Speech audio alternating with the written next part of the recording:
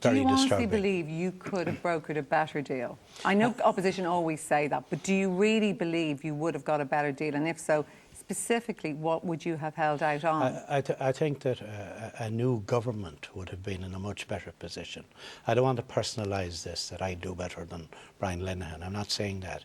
But I'm saying a new, fresh government with a mandate would have a much stronger hand in the negotiations, and I think we would have done better.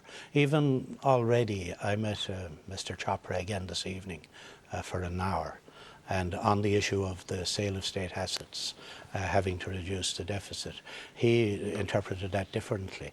He said if you got a windfall from excise or from VAT, you know, with a good 3-month tourist season, that would be used for a deficit. But if you actually sold a state company, that they were quite prepared to allow an incoming government to use that as part of a stimulus package, provided it was a valid stimulus package which showed a return. He also said that as long as an incoming government agreed the principal targets, that they were open to any variation, which actually added up. And it wasn't that they would renegotiate alternatives, but obviously they'd need to check that alternatives were valid and you would arrive at the same destination.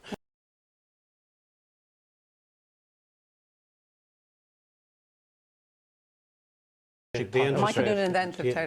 interest rate is far too high, and if we have that over 4 years, we're not going to get out of this. But the best strategy would be if you meet your first budget target, your second budget target, and if you had growth going around 3%, well, then the price of money in the bond market would come down below the 5.8, and it might be possible to borrow, you know, at 4.5, and then we'd be moving. We'd be sucking diesel, as they said, on your country limit. It's a deterrent interest rate. They're really punitive. I mean, they're basically saying we were very bold boys. No, it's not. But there is there's an incentive in it to force us back into the bond market.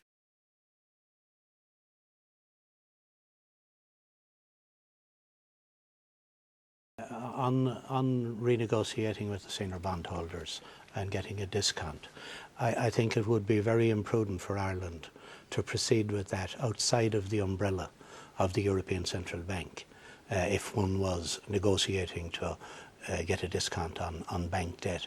But you see, Anglo is moving into a new position. It's no longer a licensed bank.